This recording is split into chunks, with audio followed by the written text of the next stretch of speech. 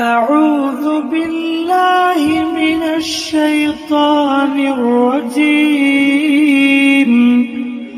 بسم الله الرحمن الرحيم. إن الحمد لله نحمده ونستعينه ونستغفره ونعوذ بالله من شرور أنفسنا ومن سيئات أعمالنا. من يهده الله فلا مضل له ومن يضلله فلا هادي له. وأشهد أن لا إله إلا الله وحده لا شريك له وأشهد أن محمدا عبده ورسوله. أما بعد فإن خير الحديث كتاب الله وخير الهدي هدي محمد صلى الله عليه وسلم وشر الأمور محدثاتها وكل محدثة بدعة وكل بدعة ضلالة وكل ضلالة في النار. فأعوذ بالله السميع العليم من الشيطان الرجيم. يا أيها الذين آمنوا اتقوا الله حق تقاته ولا تموتن إلا وأنتم مسلمون. بسم الله الرحمن الرحيم.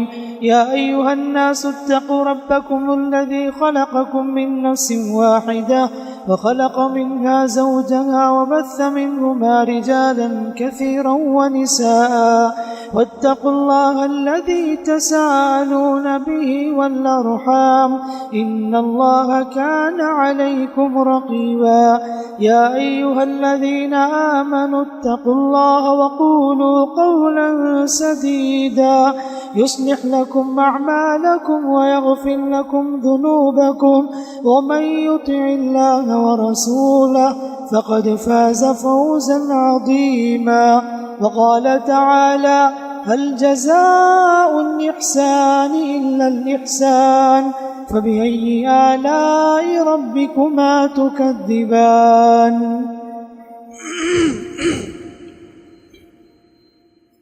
ہر قسم کی اچھی تعریفیں حمد و ثنا بزرگی و کبریائی اللہ رب العالمین کے لیے لائق و زیبا ہے. جس اللہ رب العزت نے ہمیں ایمان کی اسلام کی زندگی عطا فرمائی وہی اللہ خالق بھی ہے، مالک بھی ہے، مدبر بھی ہے، قدوس بھی ہے. سب کا مالک وہی ہے، سب کچھ اسی کے ہاتھ میں ہی. درود و سلامتی ہو آپ کے ہمارے پیغمبر اسلام رحمت للعالمین سید للمرسلین خاتم النبیین محمد صلی اللہ علیہ وسلم پر، جنہوں نے ہمیں ہر خیر کی طرف رہنمائی فرمائی.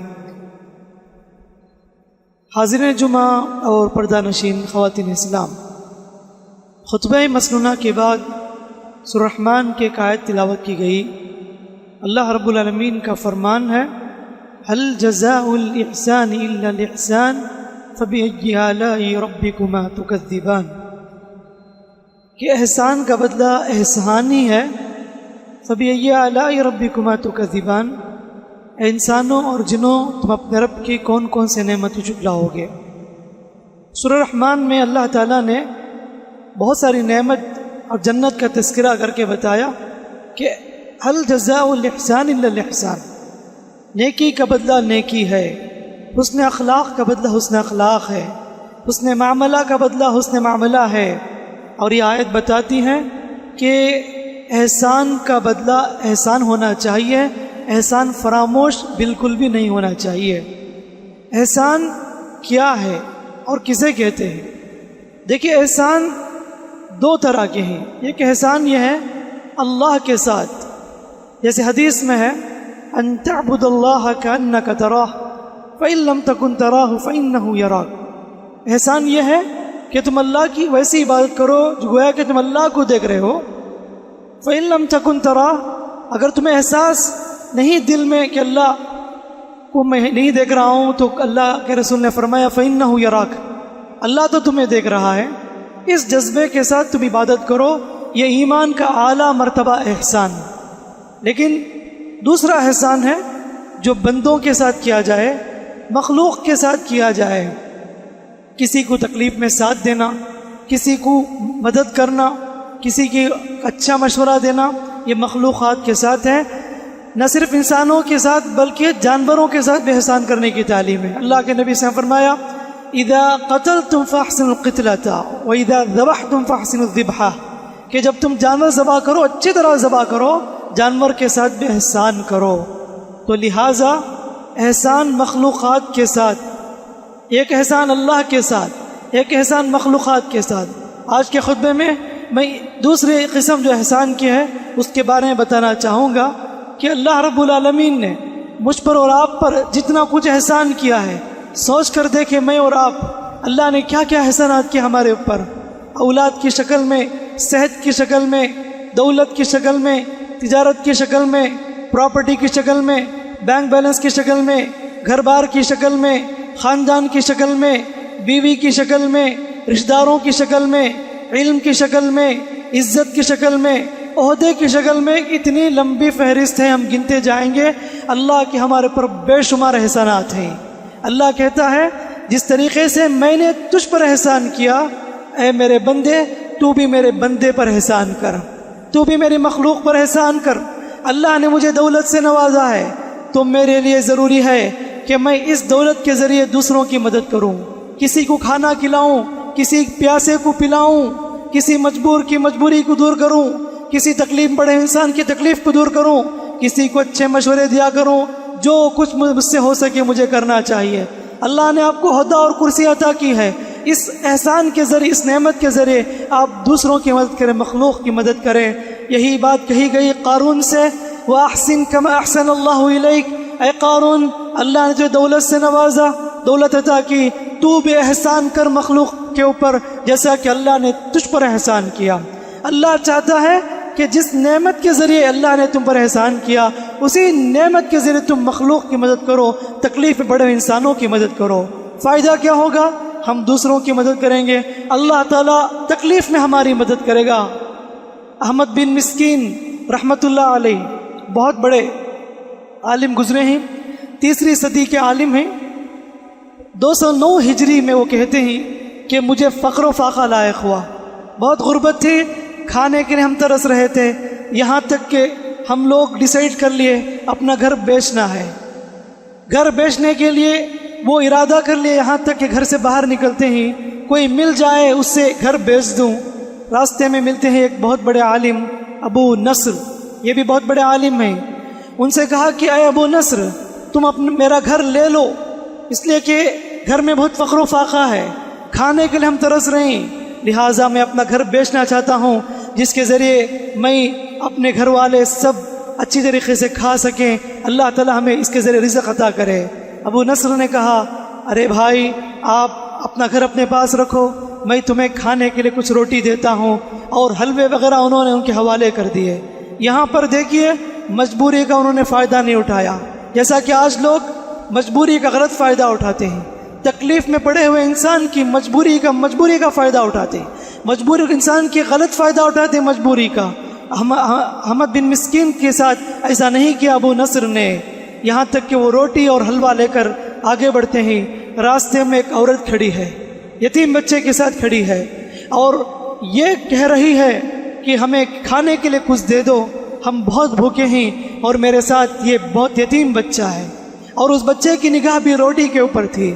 احمد بن مسکین رحمۃ اللہ کہتے ہیں میرا دل میں ایک طرف بھی بچوں کی فکر تھی کہ وہ گھر میں بھوکے ہیں، اور راستے میں ایک عورت اور یتیم دونوں بھوکے، یہ بیوہ عورت اس کے ساتھ ایک چھوٹا سا یتیم بچہ، انہوں نے دل کو مضبوط کر لیا، فیصلہ کر لیا جنت پانے کا یہ بہترین موقع ہے۔ انہوں نے یہ روٹی جو ہاتھ میں تھی وہ روٹی اس بڑھیا کے حوالے کر دی، اس یتیم بچے کو دے دیا، اور اکیلے گھر آ گئے۔ بڑی امید تھی اس روٹی سے بچوں کو کھلائیں گے، اپنے بچوں کو، بیوی کو کھلائیں گے، لیکن راستے میں ایک بڑھیا مانگ دی تو اسے دے دیے۔ گھر پہنچتے ہیں تو خالی ہاتھ دیکھ کر بیوی کا چہرہ بدل جاتا ہے۔ چھوٹے چھوٹے بچے باپ کا انتظار کرتے ہیں کہ ہمارے والد کھانے کے لیے کچھ لے کر آئیں گے۔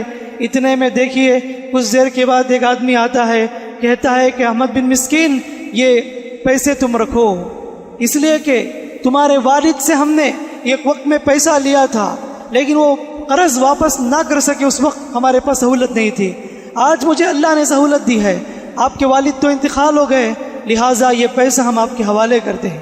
احمد بن مسکین فرماتے ہیں مجھے زندگی میں اپنے نظروں کے سامنے میں اپنا تجربہ دیکھا کہ اللہ تعالیٰ کیسے مدد کرتا ہے اگر ہم کسی کی مدد کریں گے۔ تو بھائیوں، یہ واقعہ ہمیں یہ بات معلوم ہوتی ہے، اگر ہم دوسروں پر احسان کریں گے، دوسروں کو تکلیف میں ساتھ دیں گے، دوسروں کی مدد کریں گے، اللہ تعالیٰ ہماری تکلیف میں ایک وقت مدد کرے گا۔ مجبوری میں ہوں گے ہم، اللہ تعالیٰ اس وقت ہمارا ساتھ دے گا، ہماری تکلیف کو دور کرے گا۔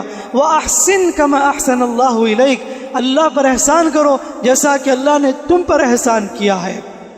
شریعت کہتی ہے کہ زندگی میں جن جن کے تم نے احسانات اٹھائے ہیں ان احسانات کو یاد رکھو، کبھی نہیں بھولنا چاہیے ہمارے اوپر کن کن کے احسانات ہیں۔ کوئی بھی ایسا انسان نہیں ہوگا جن پر احسان نہ ہو، بڑے بڑے احسانات ہوں گے ہر ایک کے اوپر۔ ابھی اسی محفل میں بیٹھ کر سوچو کہ بچپن سے لے کر اب تک کتنے احسانات ہم نے دوسروں کے اٹھائے ہیں۔ سب سے بڑا اللہ کا بہت بڑا احسان ہے۔ کیوں؟ اللہ نے ہمیں ایمان کی دولت سے نوازا، ہمیں ایمان کی زندگی عطا کی، اسی لیے کافر کو شریعت احسان فراموش کہتی ہے، ناشکرہ ہے کافر۔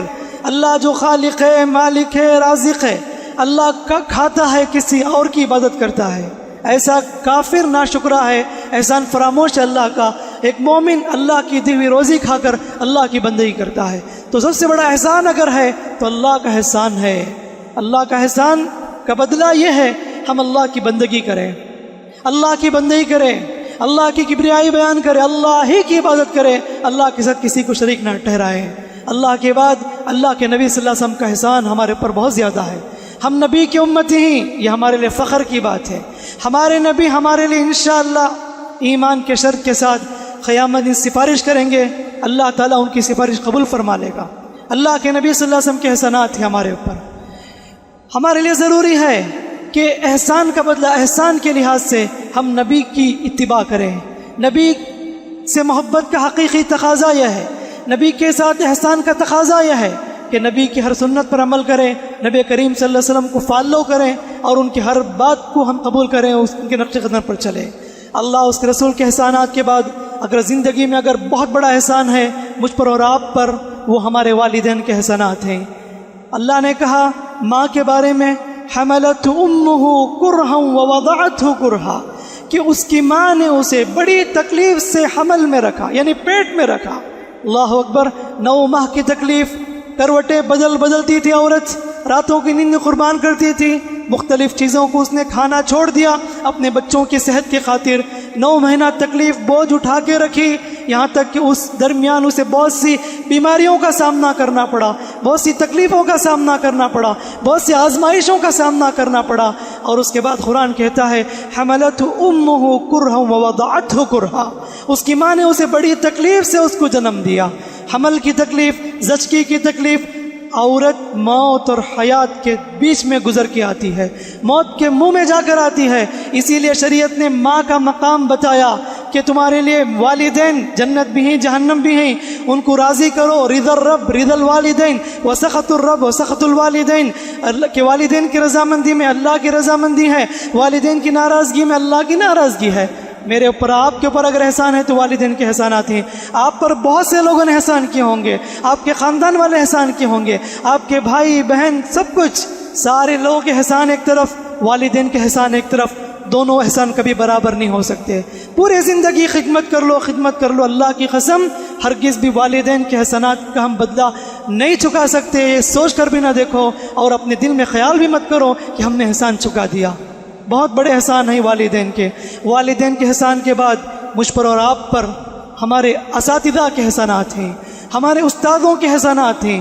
خواہ آپ نے کسی بھی قسم کی تعلیم آپ نے استاد سے پڑھی ہو، آپ ان کی تعلیم کی روشنی میں زندگی میں چلنے کا طریقہ سیکھ رہے ہیں، آپ سیلری لے رہے ہیں، کسی جگہ جاب کر رہے ہیں، تو آپ کو چلنا کس نے سکھایا؟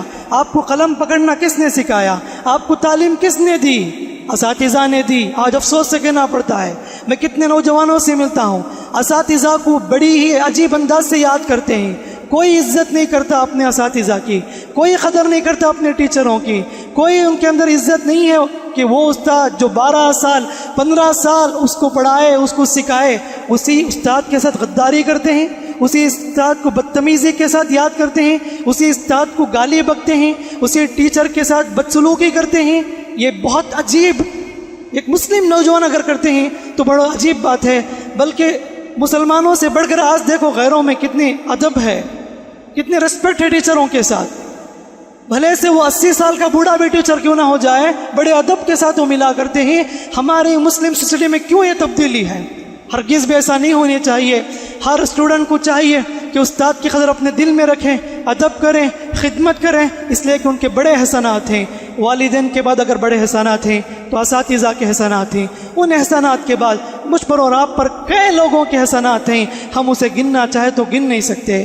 بہرحال جن جن کے احسانات ہیں شریعت کہتی ہے ان احسانات کا بدلہ چکاؤ، ان احسانات کا بدلہ چکاؤ.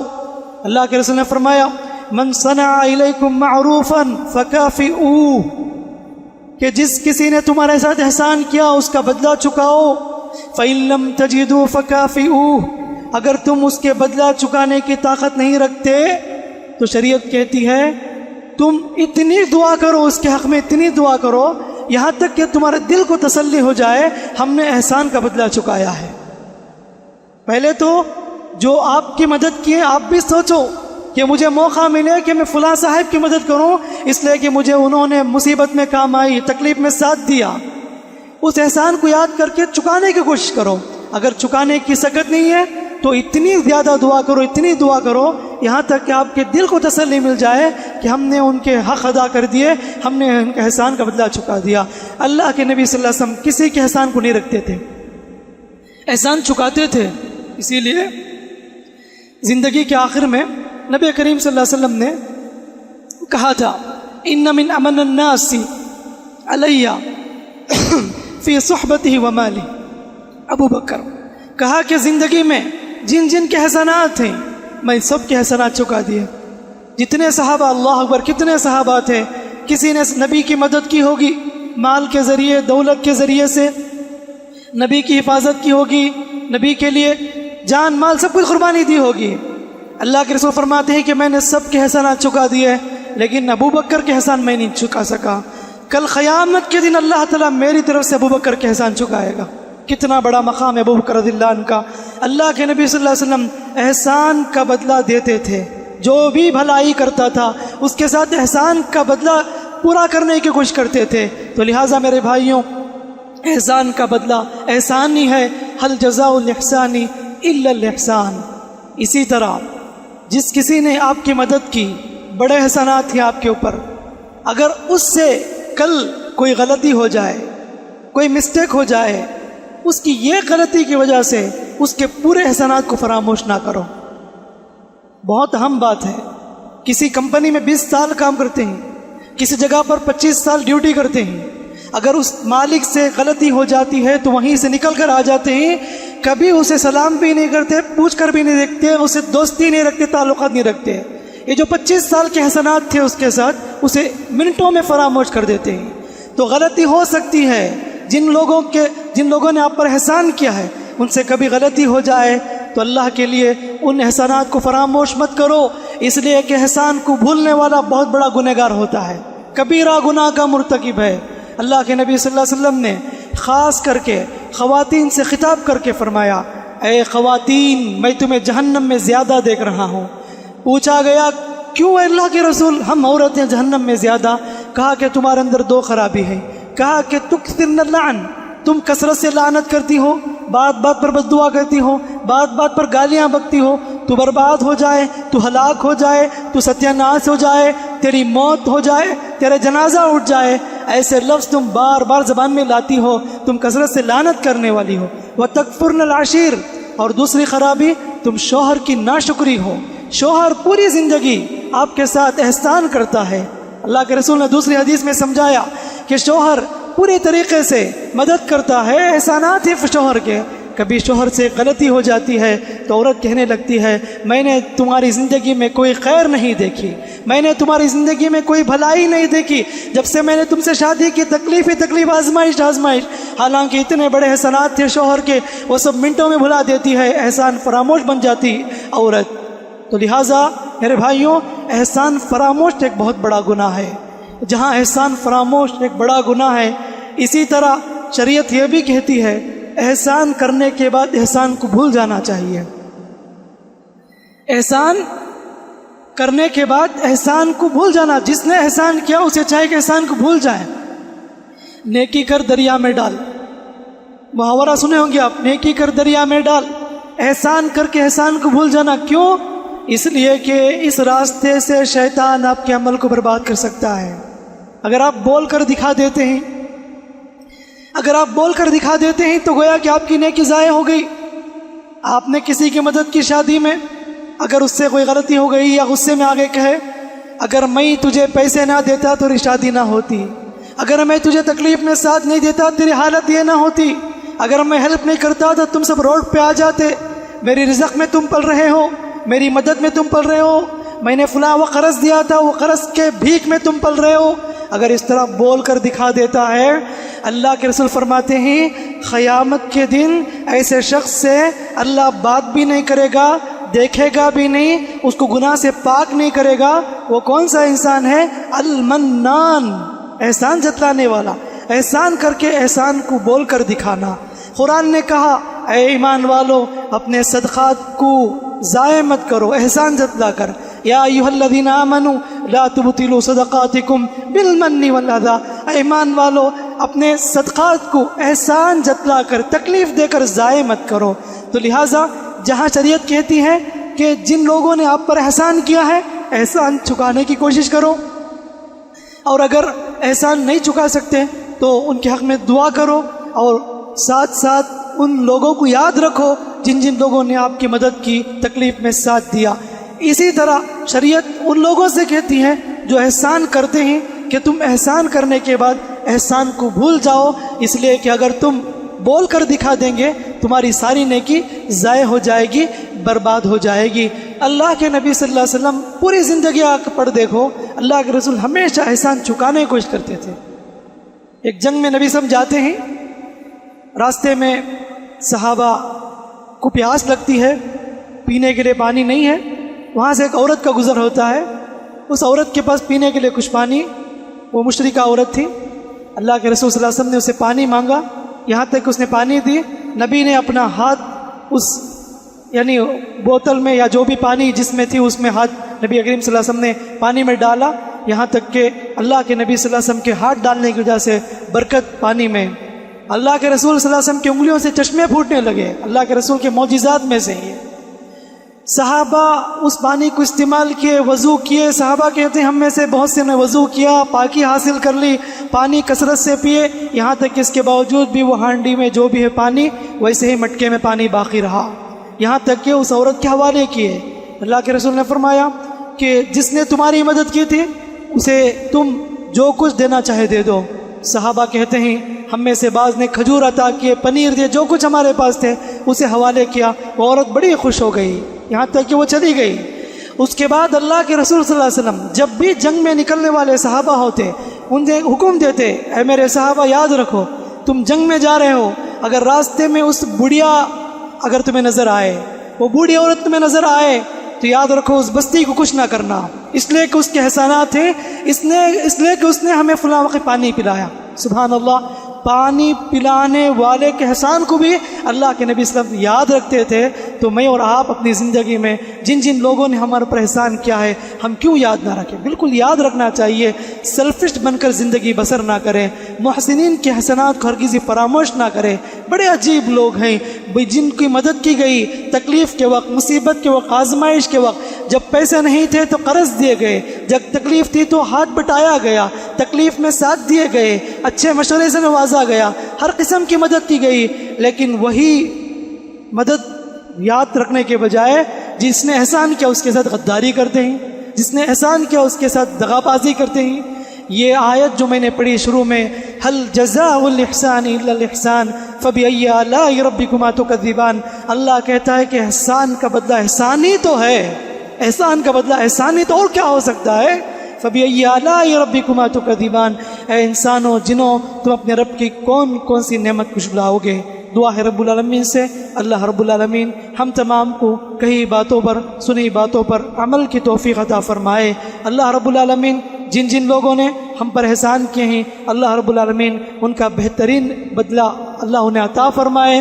اللہ رب العالمین جو لوگ تکلیف میں ہیں، پریشان حالت میں ہیں، اللہ ان کی پریشانی کو دور فرمائے، اللہ رب العالمین ان پر آسانی عطا فرمائے۔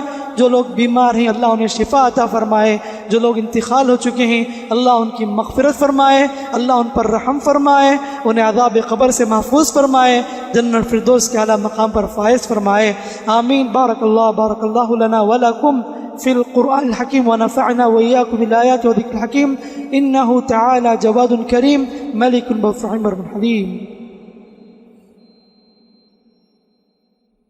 الحمد لله نحمده ونستعينه ونستغفره ونعوذ بالله من شرور أنفسنا ومن سيئات أعمالنا، من يهده الله فلا مضل له ومن يضلل فلا هادي له، وأشهد أن لا إله إلا الله وحده لا شريك له، وأشهد أن محمدا عبده ورسوله، أما بعد فأعوذ بالله السميع العليم من الشيطان الرجيم، إن عدة الشهور عند الله 12 شهرا في كتاب الله يوم خلق السماوات والأرض منها 4 حرم ذلك الدين القيم۔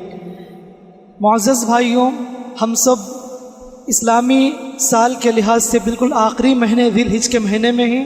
2-3 دن کے اندر ہم لوگ پہلا مہینہ جو اسلامی مہینہ ہے محرم کا مہینہ، اس میں ہم داخل ہونے والے ہیں۔ قرآن نے کہا کہ اللہ کے نزدیک سال کے 12 مہینے ہیں، ان میں سے 4 مہینے بڑے ہی حرمت والے مہینے ہیں، ذی قعدہ، ذی الحجہ، محرم، رجب، یہ 4 مہینے اللہ کے نزدیک بہت ہی محترم مہینے ہیں، عزت والے مہینے ہیں۔ یعنی دیگر مہینوں میں سب مہینے میں گناہ سے بچنا ہے، بدرج اولا ان 4 مہینے میں اور زیادہ گناہ سے بچیں، اللہ کی بندگی کیا کریں۔ تو یہ محرم کا مہینہ جس کے بارے میں اللہ کے نبی سے فرمایا افضل الصیام بعد رمضان شہر اللہ المحرم، یعنی کہ اللہ کے پاس اگر افضل روزہ ہے رمضان کے بعد یہ محرم کا مہینہ، جس میں اللہ کو بہت پسندیدہ مہینہ ہے۔ اللہ کے نبی صلی اللہ علیہ وسلم محرم کے مہینے میں کثرت سے نفل روزہ رکھا کرتے تھے، لہٰذا ہمیں بھی چاہیے کہ اس مہینے میں کثرت سے نفل روزہ رکھا کریں، خاص کر کے محرم کی 10ویں تاریخ جسے عاشورہ کہتے ہیں، اس روزے کے بارے میں نبی نے فرمایا جس کو ادا کرنے سے گزرے ہوئے 1 سال کے گناہ معاف ہو جاتے ہیں، تو اس کی بھی پابندی کریں۔ آگے جمعہ کے خطبے میں انشاءاللہ آپ کو تفصیل سے محرم کے بارے میں بات بتائی جائے گی۔ بہت سے لوگوں کو یہ بھی نہیں معلوم ہوتا کہ اسلامی سال کہاں سے شروع ہوتے ہیں، کس مہینے سے شروع ہوتے ہیں، کہاں ختم ہوتے ہیں، نہیں معلوم ہے، اسی لیے بار بار اس کی یاد دلانی چاہیے، یاد رکھنا چاہیے۔ اسلامی سال میں آخری مہینہ ذی الحج کا مہینہ ہے، پہلا مہینہ محرم کا مہینہ ہے، تو یہ بتانا مناسب سمجھا گیا۔ ہمیں آنے والے محرم کے مہینے میں کثرت سے نفل روزہ رکھنا ہے، عبادت کرنا ہے، اللہ کو راضی کرنا ہے۔ اللہ تعالیٰ مجھے اور آپ کو، تمام لوگوں کو کہی باتوں پر، سنی باتوں پر عمل کی توفیق عطا فرمائے، آمین۔ فاعوذ باللہ السمیع العلیم من الشیطان الرجیم، ان اللہ وملائکتہ یصلون علی النبی یا ایھا الذین آمنوا صلوا علیہ وسلموا تسلیما، اللهم صل علی محمد وعلی آل محمد کما صلیت علی ابراہیم وعلی آل ابراہیم انک حمید مجید، اللهم بارک علی محمد وعلی آل محمد كما باركت على إبراهيم وعلى آل إبراهيم إنك حميد مجيد، ربنا آتنا في الدنيا حسنة وفي الآخرة حسنة وقنا عذاب النار، ربنا ظلمنا أنفسنا وإن لم تغفر لنا وترحمنا لنكونن من الخاسرين، يا حي يا قيوم برحمتك نستغيث، أصلح لنا شأننا كله ولا تكلنا إلى أنفسنا طرفة عين برحمتك يا رب العالمين يا أرحم الراحمين، لا إله إلا أنت سبحانك إنا كنا من الظالمين، اللهم اشف مرضانا ومرضى المسلمين، يا شافي يا كافي اشف مرضانا ومرضى المسلمين، وارحم موتانا وموتى المسلمين، واغفر لنا ولآبائنا وأمهاتنا وإخواننا وأخواتنا وأزواجنا وذرياتنا وجميع المسلمين والمسلمات يا رب العالمين، توفنا مسلمين والحقنا بالصالحين برحمتك يا رب العالمين، برحمتك يا أرحم الراحمين، برحمتك يا أكرم الأكرمين، برحمتك يا سامع الدعاء يا سابغ النعم، لا حول ولا قوة إلا بالله، حسبنا الله ونعم الوكيل، حسبنا الله ونعم الوكيل، نعم المولى ونعم النصير، ربنا تقبل منا إنك أنت السميع العليم وتب علينا إنك أنت التواب الرحيم، سبحان ربك رب العزة عما يصفون وسلام على المرسلين والحمد